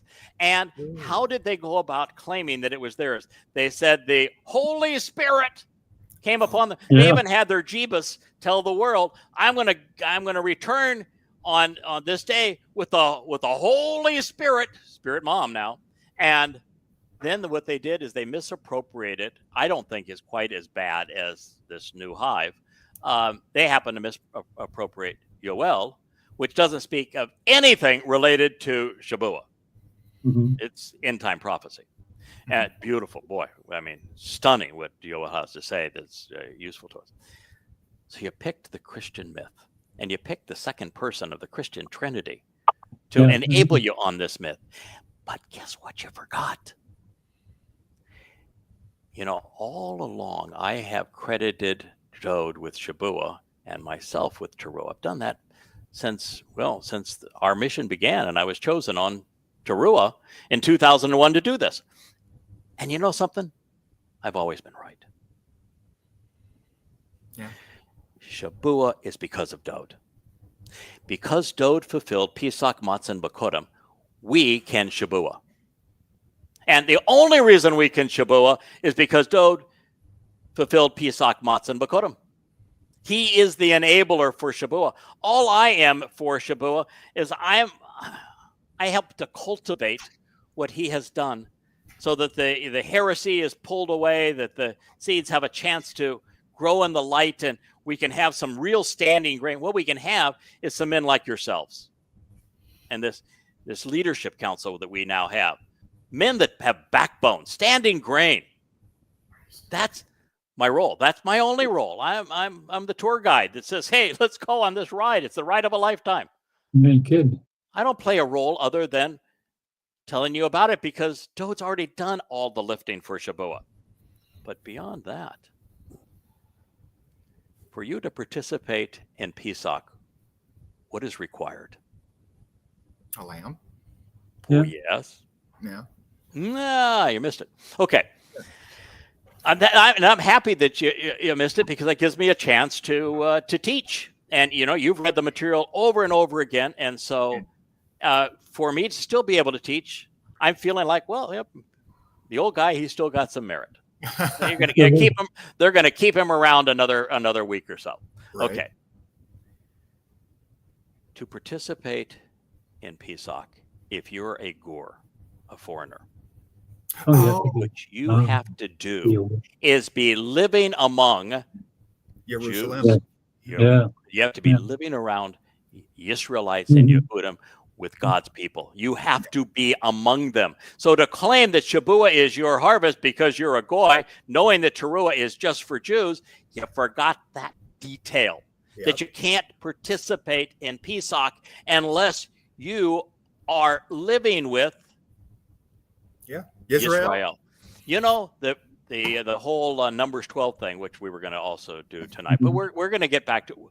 We've got enough material here, and I think this is interesting enough, fellas, that the family will actually benefit from knowing the whole story. Mm-hmm. And we've managed to include enough teaching here that I think it's a meaningful use of our time. But good foundation.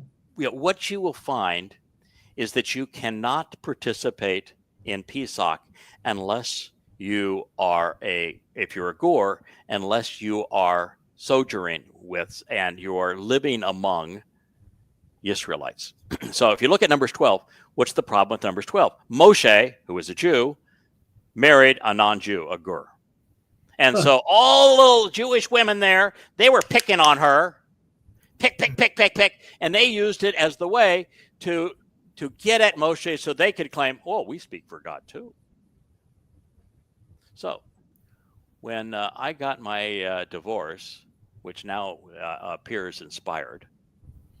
And Yahweh introduced Leah to me. What ethnicity is Leah? She's Yehuda. Yeah, she is. And so what is the requirement for, if you're going to play the game straight, what is the requirement for the Nakri, who is an observant foreigner, for him to participate in this thing? What must he do? Live among them. Be among Israel. You have to have Yep. Yahweh saw fit to check that little box and that detail. And so the goyim of the hive are picking on Leah, just like the Jews picked on Moshe's wife. Wow. And he had to have a Gur wife because the Torah, while it's revealed through the children of Israel, also applies to the Gur, the foreigners. And so that is why he had to have a foreigner living among them that had a special place, because we're invited into the same covenant, just as you can't participate in Pesach unless you're living among Yehudim and Yisrael. And so Yahweh did the opposite for me, because we're in the opposite positions as this all plays out, and he provided Yisrael for me. Mm-hmm. And so this big plan, Shabuah, is our harvest. Not so much. Plus the fact, I didn't do anything for it. It's all Dode, and I've made that very clear. It's every aspect of our ability to participate in Pesach is because of what Dode has done, and we're going to stand based upon what he has done for us. I'm still the conductor. Mm-hmm. Guess who I'm not going to allow? I'm going to tell you these people and what they have done to what Yahweh is trying to achieve through our collaborative effort, and what they have done to demean that, to slander it, what they have said to degrade all of this work that we have put together again. Do you think that Yahweh wants to spend his eternity with people who would do that? No. Really don't. So guess who excluded themselves twice over from their harvest? Now, one of the things we were going to do is also explain. So the last time somebody picked on one of the Zeroah's wives and said, we also speak for God, we were going to explain what actually happened to Miriam. And we will do that on our next family hour. Guys, is it all right with you if we rejoin this? Because, we have 78 pages of material to go through, and we've gone through exactly 0 of them. We ain't got to from yet. Right. Yeah. We'll get some feedback too from the family as to how they responded. This is good stuff. There's also the possibility that we can do this a different way. And the different way would be that we do segments on this, 3 or 4 more programs, but we don't do them on Family Hour. We do them at another time. So there is the way that we can do that as well. Now I'm looking over at my screen, and I can see you guys there, Kevin on the top and Kirk, you on the bottom. Right. This is really cool, the way the live stream works. I knew somebody was glad you noticed. And by the way, what a nerd. when it comes to getting this thing working, who made it all happen tonight? Yahweh. The guy at the top. The guy at the top made it happen. And he worked with Leah, and he got into this program an hour before it started, and then we got you, Kirk, and we got you into the program. And so this is the reason that we're all together in this way. So thank you, Kevin. Oh no, my pleasure. This has been so much fun. I mean, how does it go? First time caller, long time. Yes, first time caller, long time listener, first time caller. Yeah, the old EIB treatment with Rush Limbaugh. As they said, yes. And I told you that because you know the books, you know what Yahweh has revealed, you possess these insights, and because your mind works well, you're able to make intelligent decisions based upon the relevant information that's available. And you guys are both genuine. So someone can look at you and say, yeah, they really know what they're talking about. That this is going to work beautifully. You don't have to worry about a thing. And you figured out, fellas, that I could fill 1 billion hours yabbering away. I'm really passionate about it. I know this stuff. I love it. I love Yahweh. I want so much for Yahweh to have the homecoming of his dreams. I want Israelites embracing Yahweh by name, thrilled to be in the presence of his beloved Son, our Messiah, and in attendance at Yom Kippurim. And I want to share the joy that it is to know the real God, how approachable he is, how dependable he is, how supportive he is, how brilliant he is. And so, yeah, I could yabber away I'm going to try to do it. We're going to see if we can yabber away for between now and Shabbat. That is our mission. So, one of the funny things about this whole thing too is that they have all decided they don't need no stinking Adam of Parah. That's part of their little deal. We don't need no Adam of Parah. Well, they wouldn't if they were going to be on the Shabbat harvest, but they're not going to be. And the reason they're calling Shabbat their harvest is because one of the things I figured out, and they just hated it. I got so many irritated letters over this. Towrah harvest is all Goyim. Yeah. When I orchestrate the Towrah harvest, 100% Yehudim. Yeah, I just thank you for correcting me. Yeah, thank you. It's 100% Israelites and Yehudim. It's an olive harvest. Yeah. I didn't like that, so that can't be their harvest, right? Yeah. But that's mine. It's my day to shine. And on Towrah is when I offer my life for the immortal remnant of Israel. Yeah, I'm not offering my life for Goyim at that point. And so they will write it all off because they're not Jewish. And so who gives a hoot about the Adam of Parah? As a matter of fact, the builder of the hive actually says, I'm going to be dying for my own sins. Oh. Now, by the way, to come back at Yahweh's request and then to serve as one of two people whose lives are sacrificed as part of the Moed Mikre, and to admit that's going to happen, and then to disparage the sacrifice. How could you be playing with a full load of bricks at that point? Right. I mean, there's only two people in human history who have been asked or volunteered to serve to make a sacrifice of themselves to fulfill a Moed Mikre. And I'm one of the two, and I'm making my sacrifice to save the mortal remnant of Yisrael. So they're prepared to not only to greet Dod and Yahweh, but that this adulterous woman of Israel is prepared to be betrothed to their king. You want to say that I'm dying for myself? You just haven't thought this thing through. Yeah. A week ago, I did this whole long thing about thanking a couple of people, in particular this person. I began with them and said, I want to thank them for all the work in getting up this website. I really liked the way the website worked and all of that sort of thing. And what I got back from that was vitriol. The person said, thank you. It was really nice. Oh, by the way, you're a scumbag. You're dying for yourself.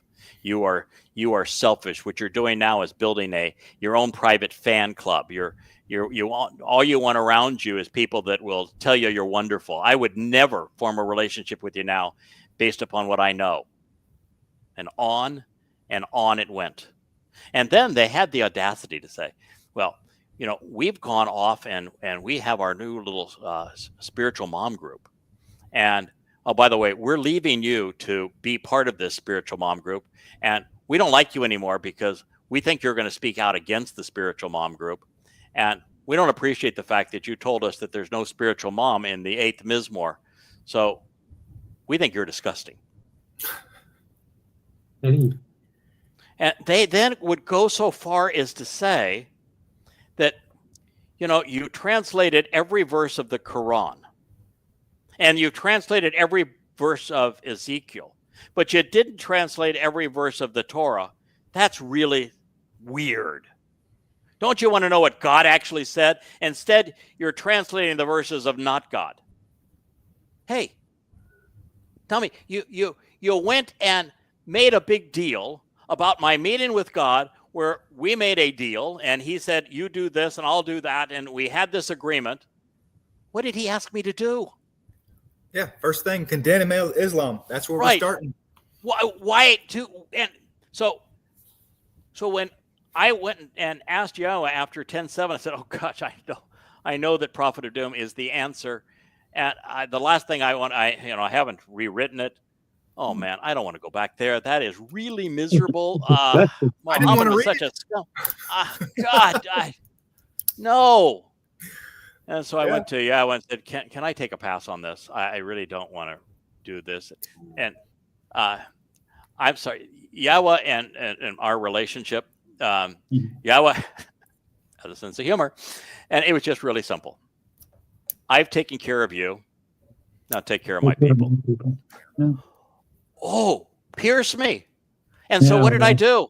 I did the best job I am capable of doing, a better job than anyone in human history, by the way, at presenting the entirety of the Quran in chronological order, revealed its actual meaning, because I understand the Hebrew terms. I understand exactly what Satan's game is. And I wrote this where the 5th volume actually tells people what they were counterfeiting. So the 5th volume is hugely about Dode and what and who Yahowah is and his plan. And I produced this on behalf of God's people. And I invest all of this time, and I put myself at risk again to do this, because the greatest threat to Israel today is Islam. And my job isn't just to awaken Israel. It's not just to reintroduce Yahowah's name to Israel. It's not just to reintroduce the Messiah to Israel. It's not just to explain the Moed Mikre and the covenant to Israel. I have to protect them, because if I don't protect them, there is no Israel. Yeah. And Muslims want to annihilate them. So that's why God says, take care of my people. And you want to tell me that I shouldn't have done that? And the book that I wrote, the 2 volumes on the book of Ezekiel, are exceedingly important. They weren't fun to write. But how else would people have this understanding of who Satan really is and how he uses religion, particularly the religion of Judaism, to kill them, to deprive them of their lives, to rape them of their dignity? There's rape scenes and 25 ways to kill a Jew in this. And how the religious, particularly rabbis, have glommed onto what is obviously not God. It's essential reading if you want to know, be in a position where you can discern truth for lies. If you want to use Yahowah's Debatim 18 test of who is speaking for him and who is not, and I'll subject myself to that test, go ahead and apply it to me. Yeah. And so, now, why would I not, I think I hit at this, but why would I not translate the entire Torah? One of the first things we shared here. How many books would we have? How many books would he have on the shelf? And where along the way, rather than the importance of setting the creation account in the context of science so that it wasn't in competition, but the same account. That's really important for credibility. And to be able to set the flood in the context of that environment, really important for credibility. To understand why the 4th day is about the lesser and the greater light, really important for knowledge sake of what's going forward and who the players are.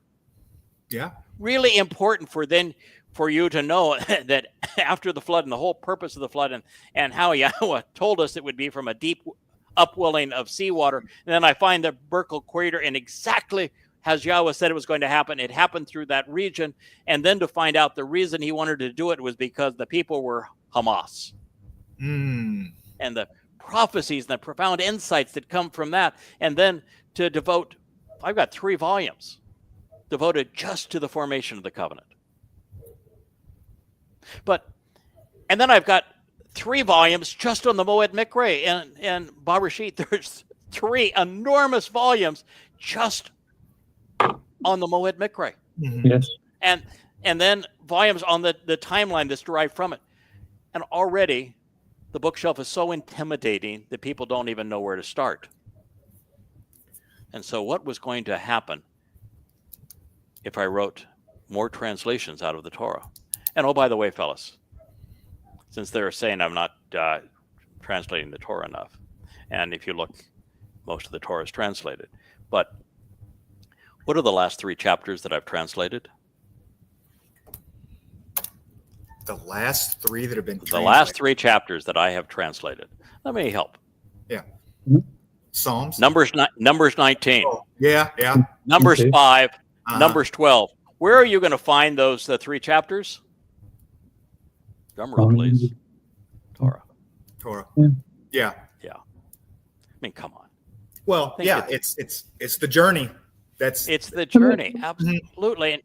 And one of the things I told Yahowah, and it was when we started on this, and he had me start in the book of Hosea.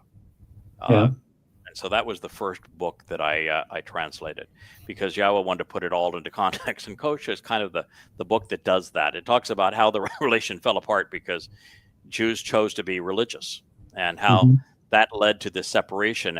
And Yahowah then explains that the cause of the separation was that they forgot his Torah.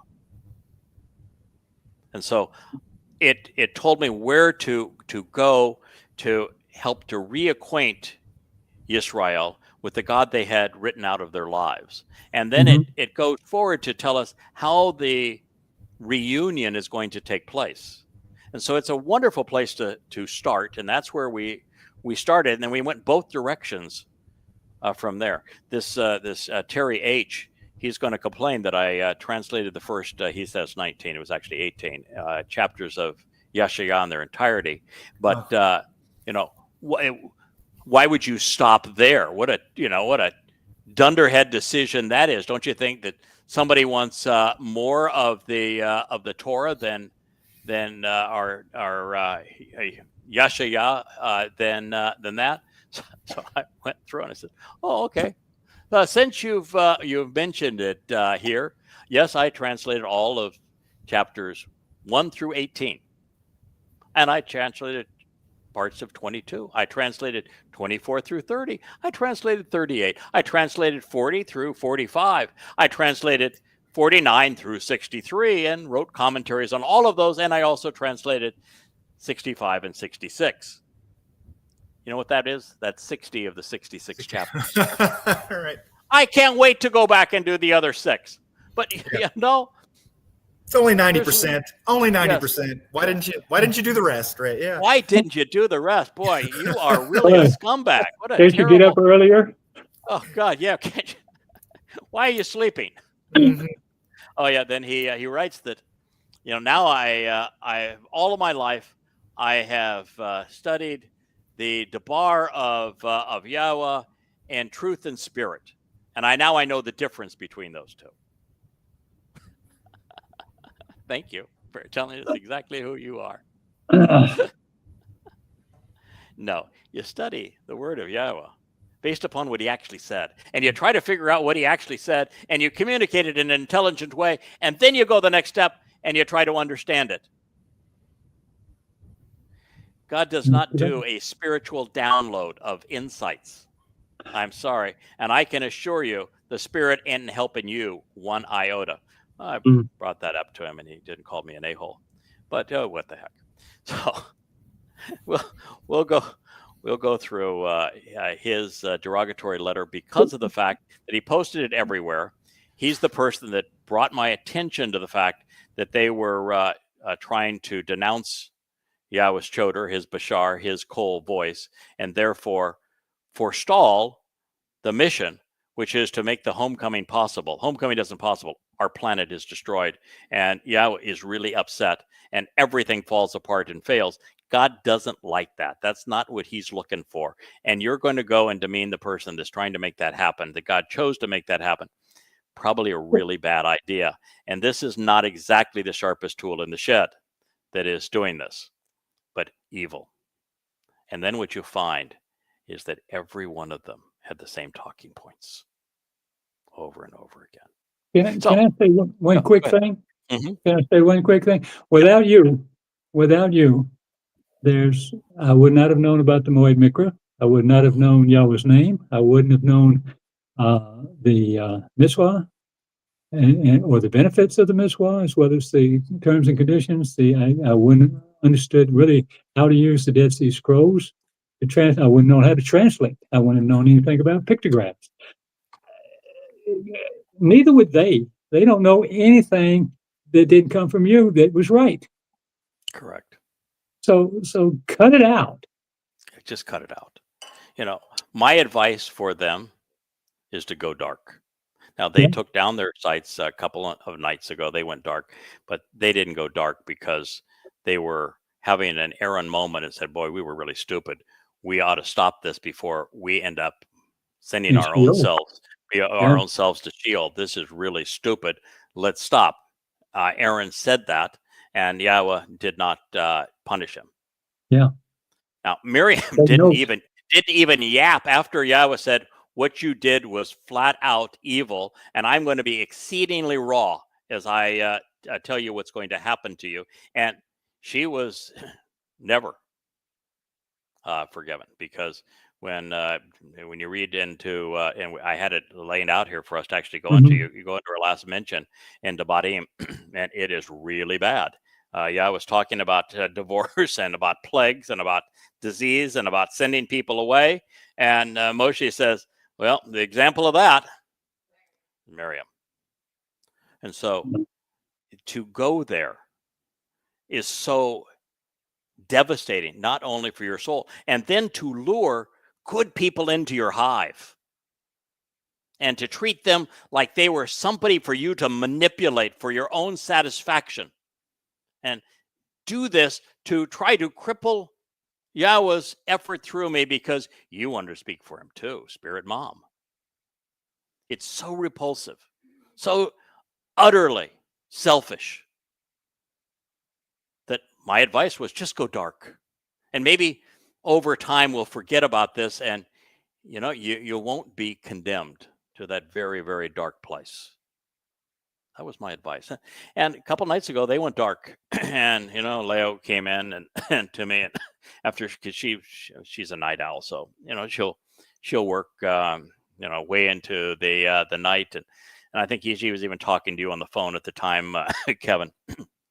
And you saw them, all the sites, all the social media sites, the website, they all went dark, and you were celebrating that for a moment, and I said no, they're not doing that. They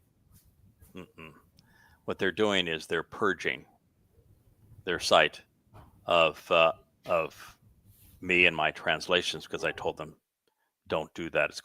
That is going to cost you dearly. Do not do that. And they're purging it so they can come back. Well, they ruined a lot of lives, and I was not pleased. So we'll talk more about this. We got 70 pages to go. Steve is going to kill us for going over 2 hours. Oh, but one of the things too that is so special is because they want to talk about the Choder, and they want to talk about Chokmah being spiritual mom. And well, after introducing the fact that the Choder receives the Ruach of mom, no, the Ruach of Yahweh. The first thing that comes next is the spirit of Chokmah there. Yeah. Yes. 11. Yeah. Oh, come on, folks.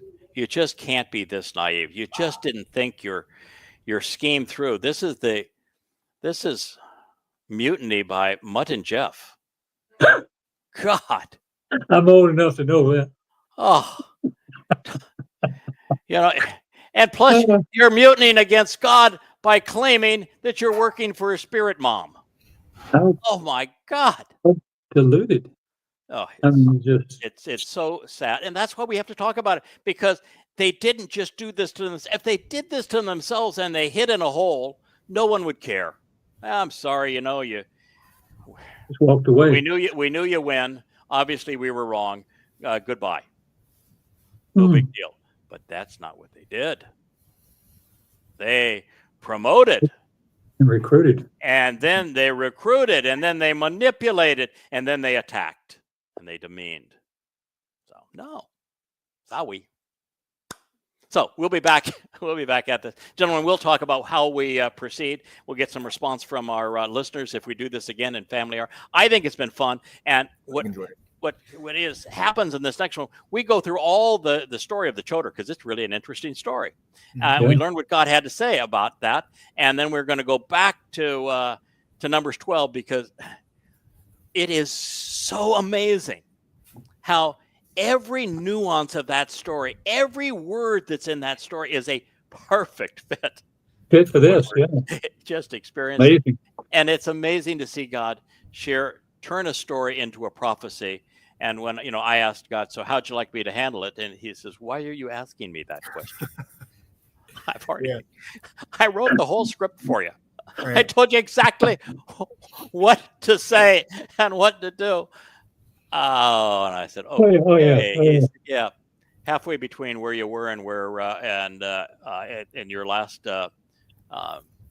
translations of the Torah, halfway in between 5 and 19 happens to be 12. That's the answer. Just go share it with them. Yeah. Mm-hmm. Okay, so we can do that again, and there's so many marvelous lessons to learn, because it's very difficult, even with God's support, to do it all alone. It's you need help, and it's important that the covenant family know that if you're going to be part of this family, and you're going to be a deadbeat on the side, and you're going to just reap the benefits without making a contribution, you're going to feel really miserable in eternity, and you're really putting yourself in a questionable position. We have very little time left. I know that people have complicated lives. Everybody does. Make a contribution. Join us. Make a contribution. And for crying out loud, don't work against God and his intent. Yes. And that's the message that we're here to communicate, and we can share that through the lessons that Yahweh provides us with going forward, because there's a lesson in every word. All right. Well, we're now over 2 hours. Thank you, gentlemen. Thank you very much. Family Hour, and this wonderful. I'm looking at you over my my right shoulder. I guess you would be over my. You're over on. I'm over here. Yeah. Well, I don't know. Yes, you're actually over to my right side, which would be stage left on the screen. I'll have to move you over a little bit and be better at this. But they've got me behind this wall of lights here, and my screen is just over the side. But we'll decide how we continue to tell this story. I think it's a story that needs to be told, and then we will do exactly as Yahweh did. There's one time in the events of Moshe, and we're going to talk a lot about that as we go forward through this. There's one time in the events of Moshe where the instructions were, don't look back, pick up your dadgone walking stick, stop talking to me, stop asking me for answers, pick up your stick and walk across. Wait a minute, the water just opened up. Thank you very much. Okay, we'll do that. And so that is an example of, listen, they're following you. They're right on your heels. I've done everything for you. Are you going to stand here and let them butcher you? You're going to stand here and chit-chat with me? Or are you going to walk across the Gulf of Aqaba? Oh, okay. Well, you put it that way. Pick up your walking staff and go across. And so that is, by the way, what we're doing. Most of my time, as you know, is devoted to keep on going. Yes. But there's lots of times, and far more times, where, for example, when Moshe was up receiving the 10 statements for the first time and getting this, all this marvelous information that would be part of the Torah from Yahweh, and he comes down, and Aaron and the gang are making a golden calf. And so, what did he do? The Moshe said, oh, well, bygones be bygones. God is merciful and forgiving. I forgive you. God forgives you. Kumbaya. It's all going to be just fine. Let's just all get along and not have a conflict here. Was that the response? No. I wiped them out. But he broke the daggone tablets. He was so angry, he broke the tablet, he scolded them. And by the way, what was Yahweh's response? Hey, Moshe, come on. You've got to be a people person here. You can't, be all angry and everything. It's a bad look. I even had one guy on Facebook says, he's just way too over the top. You think Moshe wasn't over the top? Mm-hmm. I mean, I'm not throwing my laptop and my computer and my keyboard, against the camera. He broke the daggone tablets. Okay, right. And what did Yahweh do? Say, listen, Moshe, not only you stepped out of line here, but I'm going to forgive him. Come on.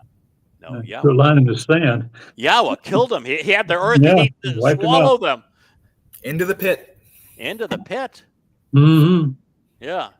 And then Yahweh brought Moshe back up and said, okay, I'll get you another set. Full speed ahead again.